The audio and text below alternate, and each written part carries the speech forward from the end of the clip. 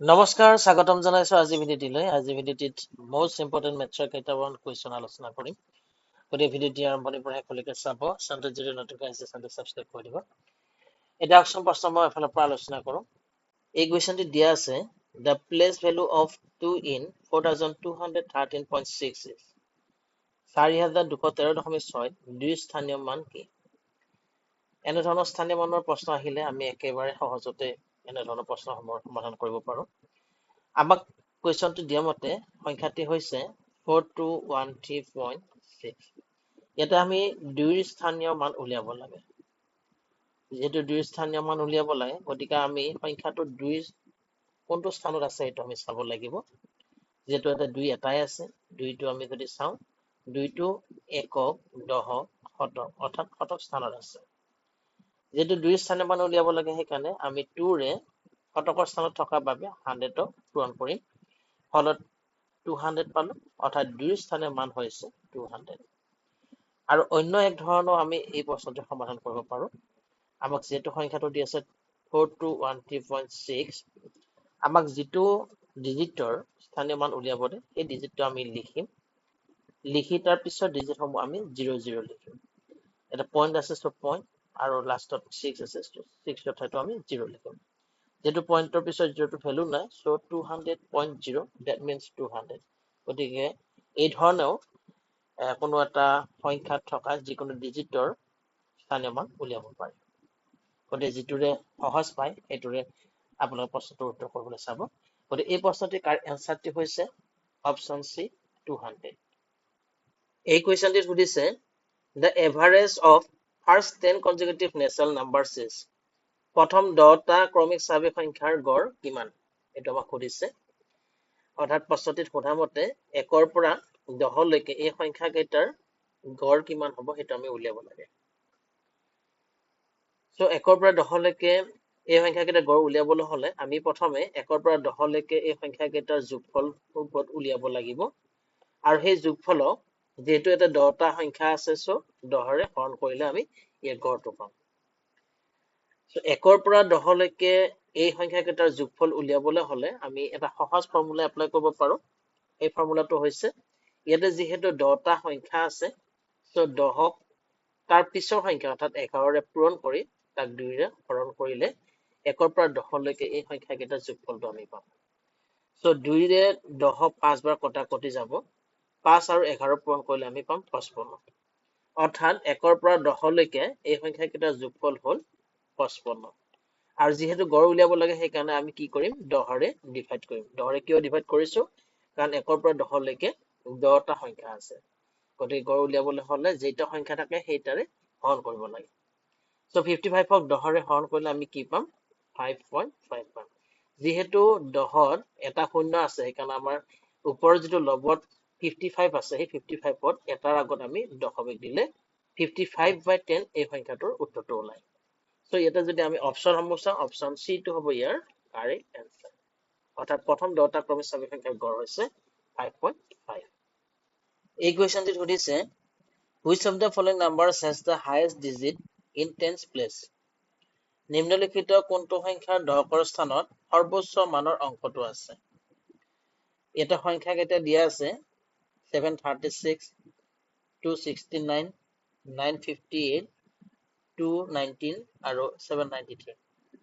এই সংখ্যা কেইটাৰ কোনটো সংখ্যাৰ দশকৰ স্থানত সৰ্বোচ্চ মানৰ অংক আছে এইটো সুধিছে।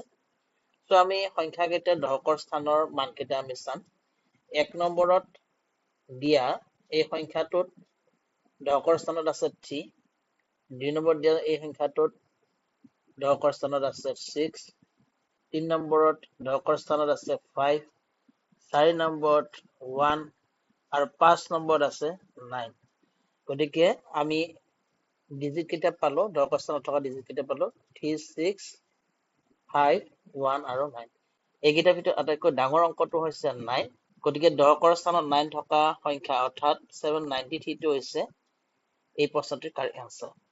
যেহেতু আমাক সুধিছে কোনটো সংখ্যা দশকৰ স্থানত সৰ্বোচ্চ মানৰ অংক আছে, গতিকে 793 এই সংখ্যাটোৰ দশকৰ স্থানত সৰ্বোচ্চ মানৰ অংক আছে। গতিকে অপশ্যনসমূহ যদি চাওঁ, অপশ্যন এ 5 দিয়া আছে, গতিকে অপশ্যন এ টো হ'ব ইয়াৰ কাৰেক্ট এনসাৰ। এই কুৱেশ্যনটিত সুধিছে যদি 1 ৰ পৰা 10 লৈকে এই সংখ্যা কেইটাৰ যোগফল 55 হয় তেন্তে 2 ৰ পৰা 11 লৈকে এই সংখ্যা কেইটাৰ যোগফল কিমান হ'ব? আমি এনে ধৰণৰ প্ৰশ্ন পালে একেবাৰে সহজভাৱে ইয়াৰ সমাধান কৰিব পাৰো। আমাক দিয়া আছে 1 ৰ পৰা পৰ্যায়ক্ৰমে 10 লৈকে এই স্বাভাৱিক সংখ্যা কেইটাৰ যোগফল 55 আৰু আমি উলিয়াব লাগে 2 ৰ পৰা পৰ্যায়ক্ৰমে এই স্বাভাৱিক সংখ্যা কেইটাৰ যোগফল 11 লৈকে ইয়াৰ যোগফল কিমান হয় সেইটো আমি উলিয়াব লাগে। এতিয়া আমি দুয়োটা অংশ যদি আমি ভালকৈ লক্ষ্য কৰো আমি ইয়াতে দেখিম যে আমাৰ যিটো যোগফল দিয়া আছে এই যোগফলত 1 ৰ পৰা 10 লৈকে এই সংখ্যা কেইটা লোৱা হৈছে। আনহাতে আমি যিটো উলিয়াব লাগে তাত 1 সংখ্যাটো ইয়াতে নাই, আনহাতে 11 সংখ্যাটো আমাক বেছিকে দিয়া আছে।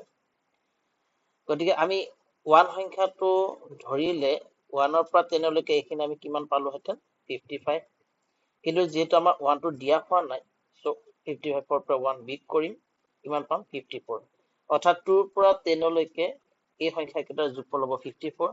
আনহাতে আমাক যেহেতু 11 আৰু এটা সংখ্যা আমাক নতুনকৈ দিছে, গতিকে 54 ৰ লগত 11 আমি যোগ কৰিম, যোগ কৰিলে আমি পাম 65। গতিকে 2 ৰ পৰা 11 লৈকে এইকেইটা সংখ্যা যোগ কৰিলে আমি শেষ ৰিজাল্টটো পাম 65। গতিকে প্ৰশ্নটিৰ শুদ্ধ অপশ্যনটি হৈছে অপশ্যন এ 65। এই কুৱেশ্যনটি দিয়া আছে the value of the expression, ইয়াতে এটা এক্সপ্ৰেছন দিয়া আছে, এই এক্সপ্ৰেছনৰ ভেলু অৰ্থাৎ এই ৰাশিটোৰ মান কি হয় সেইটো আমি উলিয়াব লাগে। সো এনে ধৰণৰ কুৱেশ্যনৰ ক্ষেত্ৰত আমি সাধাৰণভাৱে এই ধৰণে কৰিব পাৰো। আমাক দিয়া আছে 1 minus 1/2 whole into 1 minus 1/3 whole into 1 minus 1/4 whole। এতিয়া 1 minus 1/2 মানে ইয়াৰ মানটো কি হ'ব আমি সেইটো উলিয়াব লাগিব। সো এটা 2 টো হৰ হিচাপত আছে, সো এটা তলত 2 টো হৰ হিচাপত থাকিব। 2 ৰে 1 ক পূৰণ কৰিলে আমি কিমান পাম 2 গুণ 2, আৰু তাৰ পৰা 1 টো ইয়াত বিয়োগ কৰিব লাগিব, যেহেতু এটা বিয়োগ চিন আছে, গতিকে 2 আৰু 1 পূৰণ কৰি যিটো পূৰণফল পালো সেই পূৰণফলৰ পৰা 1 টো আমি বিয়োগ কৰিম, গতিকে কিমান পাম 2 ৰ পৰা 1 গ'লে 1। একে ধৰণে ইয়াতে হৰটো 3 আছে, সো ইয়াতে আমি হৰটো 3 হিচাপত পাতিব লাগিব। 3 আৰু 1 পূৰণ কৰিলে আমি 3 পাম, আৰু 3 পৰা 1 বিয়োগ কৰিলে আমি 2 পাম, এটা 2 টো আমি সেই ধৰণে পাতিলো। একে ধৰণে এটা 4 আছে, সো এটা 4 পাতিম। 4 আৰু 1 পূৰণ কৰিলে 4, 4 পৰা 1 বিয়োগ কৰিলে আমি 3 পাম। এই ধৰণে আমি এইখিনি পাতি লোৱাৰ পিছত এতিয়া আমি যিখিনি কটাকটি আছে সেইখিনি আমি কটাকটি কৰিম। এটা তলত 2 আছে, ওপৰত 2 আছে, কটাকটি যাব। এটা তলত 3 আছে, ওপৰত 3 আছে, কটাকটি যাব। এতিয়া ওপৰত যদি আমি চাওঁ ওপৰত অকল 1 আছে, আৰু তলত যদি আমি চাওঁ অকল 4 আছে, গতিকে ইয়াৰ সমাধান হ'ব, অৰ্থাৎ এই ৰাশিটোৰ মান হ'ব 1/4। এই অপশ্যনৰ ভিতৰত বি অপশ্যনটো হ'ব ইয়াৰ কাৰেক্ট এনসাৰ। ইয়াতে এটা শৰ্ট ট্ৰিক আছে, এই শৰ্ট ট্ৰিকটো জানি ল'লে এনেকৈ আমি সমাধান নকৰাকৈও প্ৰশ্নটি চাই নিমিষতে ছেকেণ্ডতে ইয়াৰ উত্তৰটো কৰিব পাৰিম। যদি এই ধৰণৰ কেতিয়াবা ৰাশিৰ মান উলিয়াব দিয়ে 1 ৰ পৰা কোনো ভগ্নাংশ, যিটো ভগ্নাংশ এনে ধৰণৰ হ'ব লাগিব 1/2, 1/3, 1/4, 1/5, 1/6 আৰু পৰ্যায়ক্ৰমে থাকিব লাগিব। এই ধৰণে যদি 1 ৰ পৰা 1/2, 1/3, 1/4, 1/5 এই ধৰণে যিমান নাথাকক কিয় পৰ্যায়ক্ৰমে যদি এই ধৰণে দিয়া থাকে, তেতিয়াহ'লে ইয়াৰ ভেলুটো সদায় শেষৰ যিটো ভগ্নাংশ থাকে সেই শেষৰ ভগ্নাংশটো হয়।